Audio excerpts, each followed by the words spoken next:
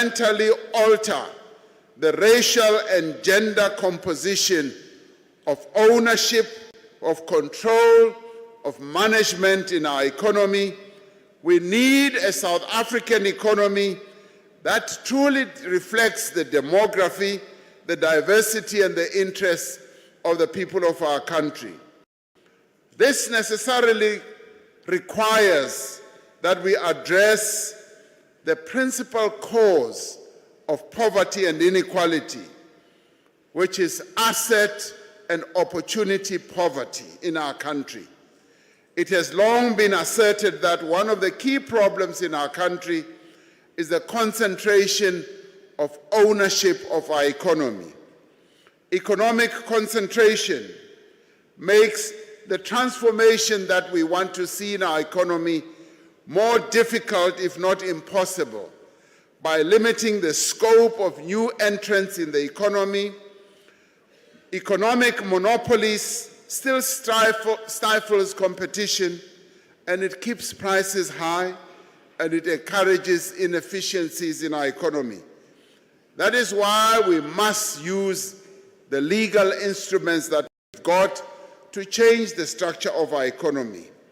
Because our transformation objective requires that we diversify our economy, specifically through the support, the enhancement and the development of those who were previously denied opportunities to play a key role in our economy.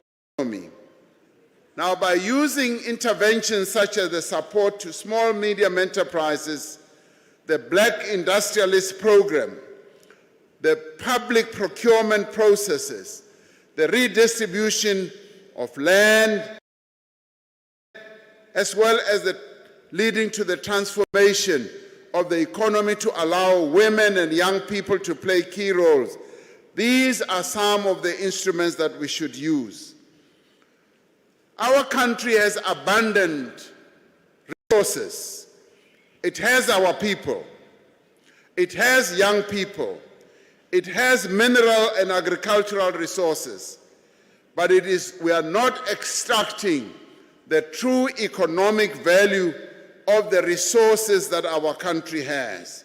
We therefore need to move towards ensuring that we extract the benefit that can flow to our people from all these resources. Job creation, comrades, remains the biggest challenge that our economy faces.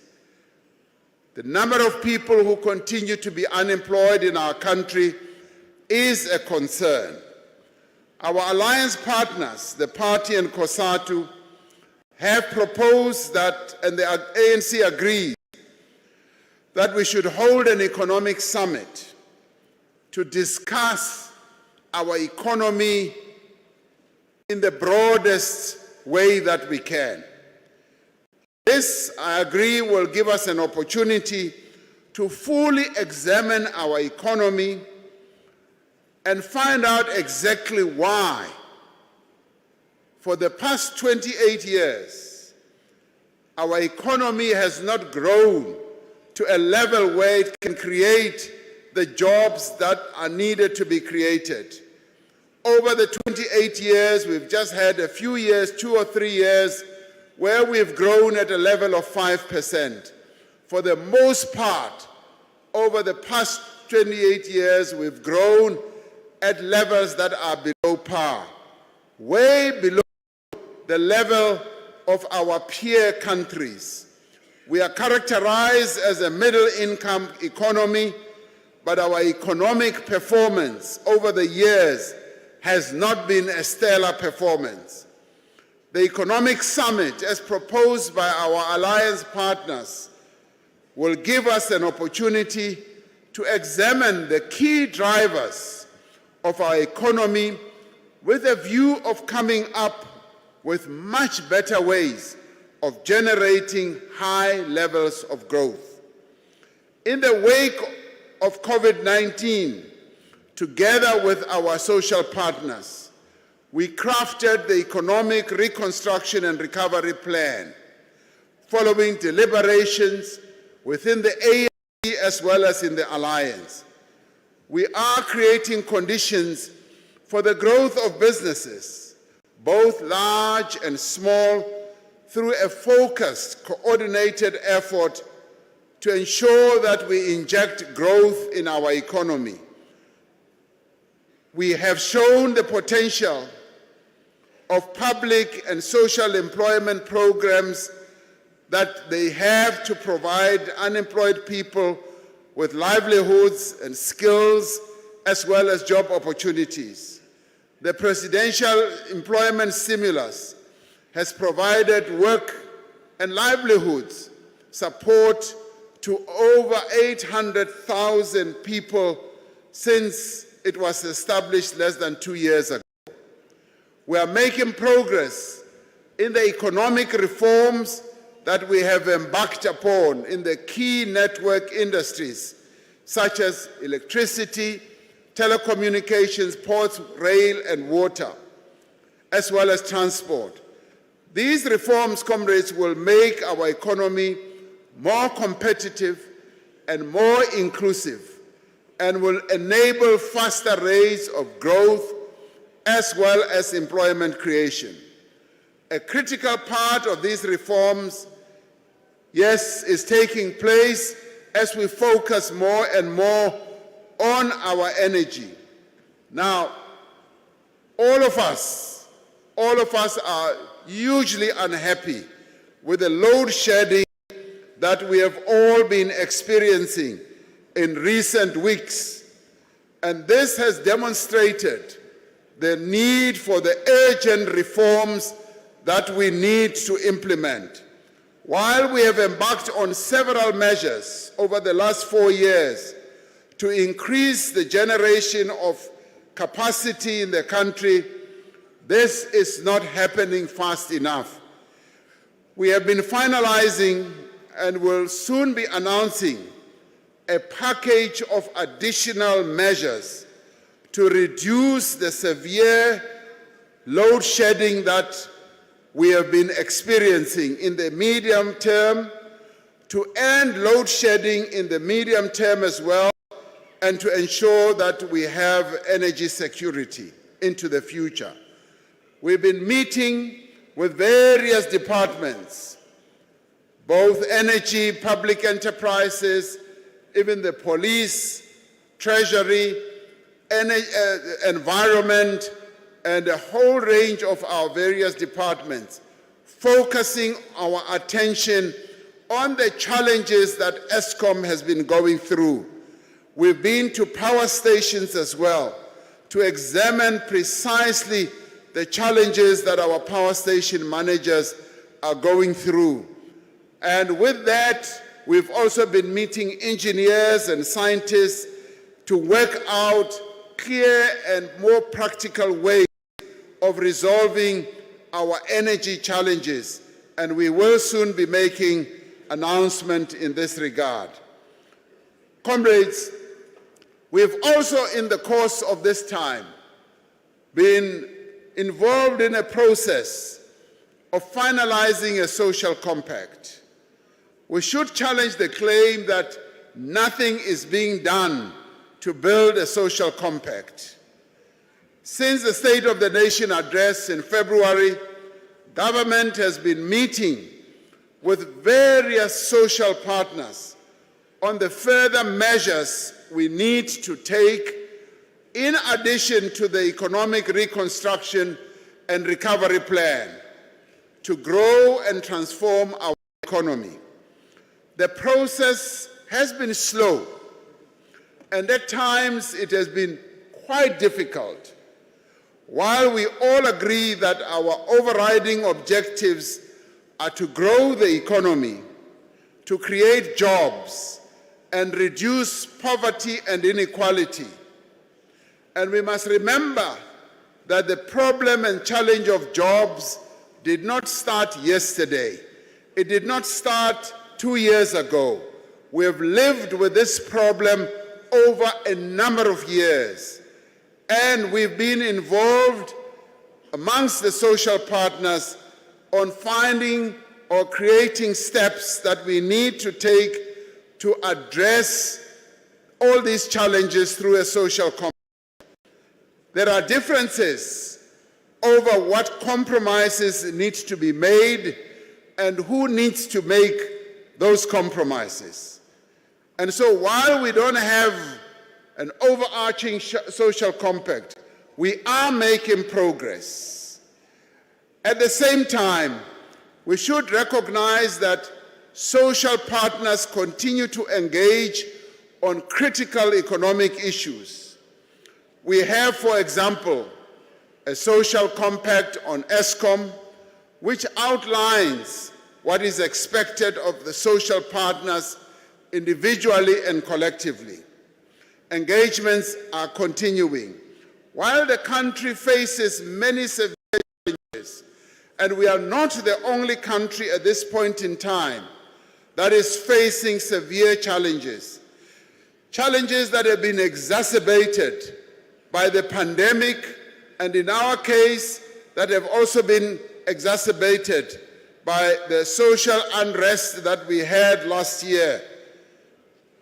There are, of course, a number of weaknesses we also need to address, and these are being addressed, and we are proceeding to implement. For radical economic transformation to be successful, we need to ensure that we address each one of the various issues, particularly empowerment, to ensure that there is reinforcement and mutual growth that will affect all our people.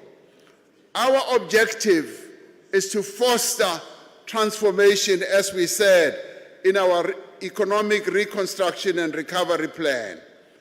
Is to foster transformation, to make sure that we bring more black people into the economy as owners, managers, financiers, and industrialists. And we need also to use the levers of state procurement more effectively. Now, the issue of state procurement has been raised more prominently by yourselves here in KZN. I forever remember hearing Comrade Sihle Zikalala's voice continuing to harp on this issue, saying that through public procurement we will be able to ensure that we empower our people. And this has become like a KZN economic motive. And I applaud KZN for continuing to raise economic issues sharply in the way that you have always done so. And comrades, we heed all these issues, including the issues that Comrade Slal or Comrade Duma has also raised. When we raise issues, you should never think as KZN that they fall on deaf ears. As part of this unitary movement that we all belong to, of which KZN is an important component, I want to assure you that the issues that you raise, and I'm glad that you continue to raise all these issues in the most disciplined way that KZN always raises issues. You have distinguished yourselves as a province, and even now that the leadership baton has been passed on to Comrade Duma, Comrade Mtolo, and the others, I am confident that KZN will continue on the same path of being a disciplined component of the African National Congress. And you will continue being a sterling example of provinces of the African National Congress. So, comrades, this public procurement issue which you have continued to raise is an important one, and we have listened and we have heeded, and the legal process, the legislative process is underway, and that is going to be concluded. And if you like, its sub-name can even be the KZN-inspired public procurement process of empowerment. Comrades, clearly, we want to thank you as KZN for continuing to act in the way that you do.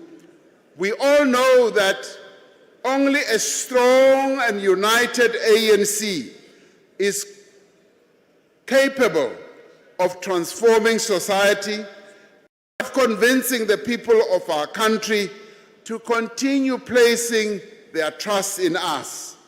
We now need to spend our energies and our talents on addressing our people's issues and resolving their concerns. We must prove to our people that we can serve them diligently, with respect and with integrity. Now, the branches that you represent are the basic units of the African National Congress. And I'm glad that you've come in such large numbers to represent those branches here. We have had a concern about the state of our branches over a long time. We've had a concern about the weakness of our branches, and we have wished and longed for strong branches, branches that will continue to represent the interests of our people at the lowest level. And that is why we embarked on the Letsema campaign to renew the ANC as an organ of people's power and to bring the African National Congress closer to the people. And I know that issues such as membership processes, issues such as scanners, are challenges that you have to deal with at your level. But I'm saying, let us continue strengthening our branches. In undertaking the Letsema campaign, the ANC acknowledges that over the course of several years, yes, we've had all these challenges. Now, this Letsema campaign, which I have participated in, is a campaign that I would like to encourage all of us at branch level to take up with a great deal of enthusiasm, because it enables our people to be involved, and it ensures that people can once again trust the ANC as the champion of the poor and the vulnerable in our society. So the Letsema campaign is a fundamental component of our process to renew, to rebuild, and to unite our movement. We knew when we embarked on this journey of fundamental renewal that there would be both setbacks and successes. We knew that we would, yes, there would be problems here and there, but the problems, much as they are many, need to be addressed. And I'm glad, comrades, that you are going to elect a leadership, as you are each going out to vote now, that is going to be capable of addressing the challenges. Let me also commend you, comrades. I was here 5 years ago when you held your last conference. And one of the issues that impressed me and struck me very, very positively was your ability as the African National Congress in KZN to forge unity, even as you may differ on a number of issues. At that conference, you agreed amongst yourselves that you are going to unite. We had just come out of Nazareth, which had divided our movement, but you decided consciously on your own that you are going to unite yourselves and make sure that the ANC is united here in KZN. And you succeeded in the past 5 years to forge unity, and you supported the leaders who were leading the ANC here in KZN.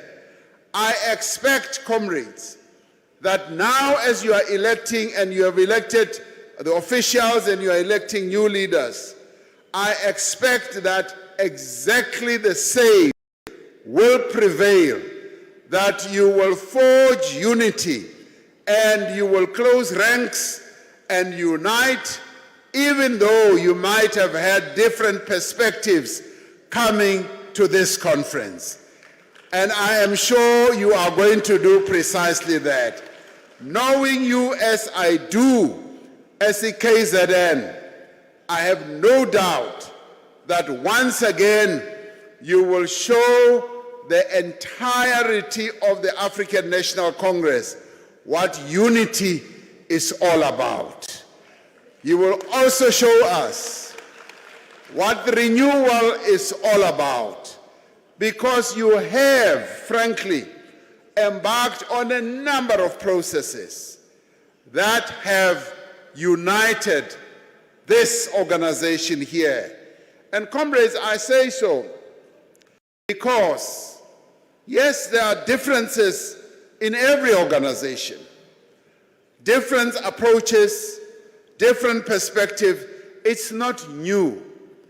But what those different perspectives and approaches should never do is to divide us to a point where we regard ourselves as enemies, is to make it impossible for us to work together.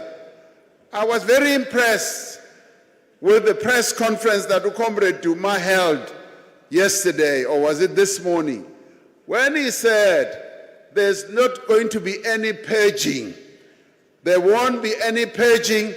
He is going to work extremely well with all other comrades, even those who have been in the leadership in the past. And I applaud you, Comrade Duma, for all that. Comrades, this is the way of the ANC. This is the way we need to ensure that we function. Not to see ourselves as enemies, but to see ourselves as comrades.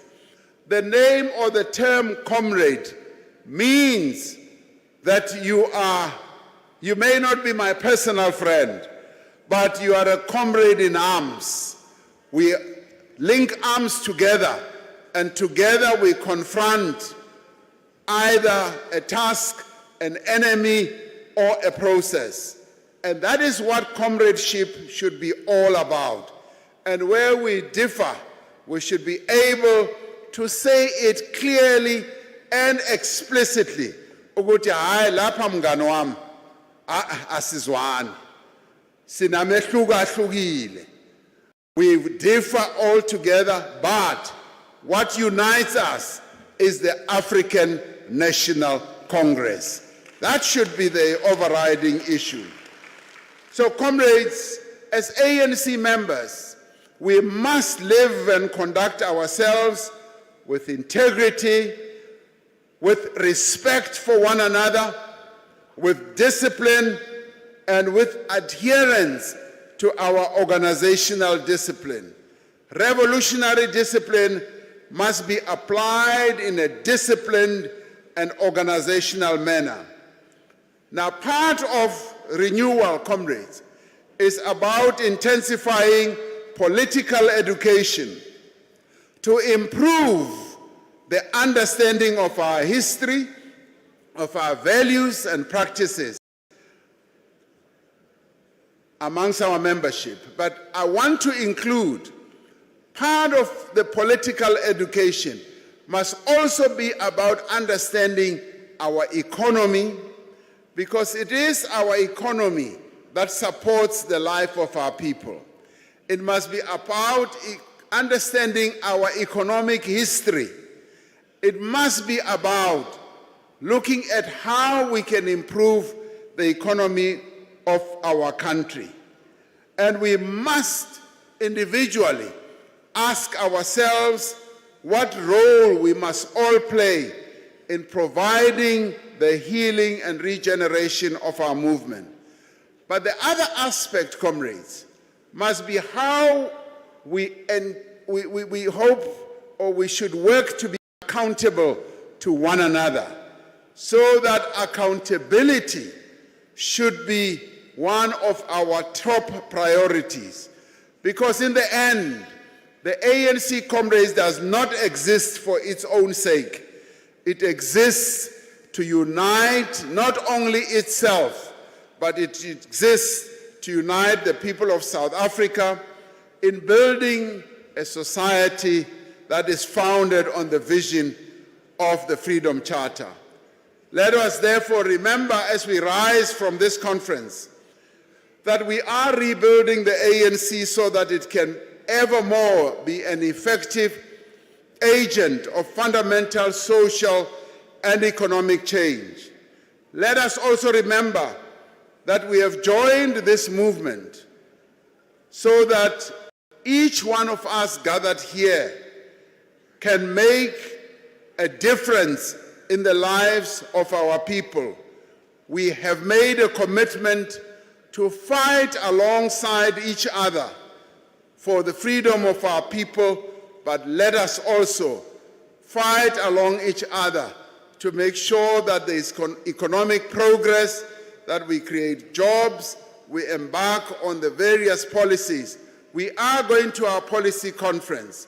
We are going to review our policies, and I wish you well. As you send your delegates to the policy conference, arm them with the various arguments and proposals on how we can sharpen our policies, make them more effective. Where our policies have not been strong and sharp enough, we can make them even sharper to help with the transformation of our country. Lastly, comrades, let us remember, as Comrade Jesse Duarte taught us, that we are here to serve our people humbly, selflessly, and also loyally.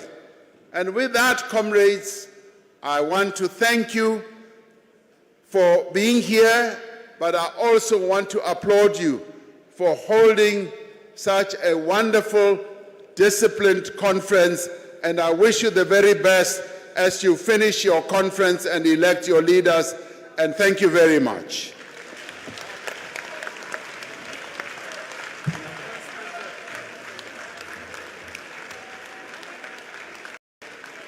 Amandla! Amandla! Viva!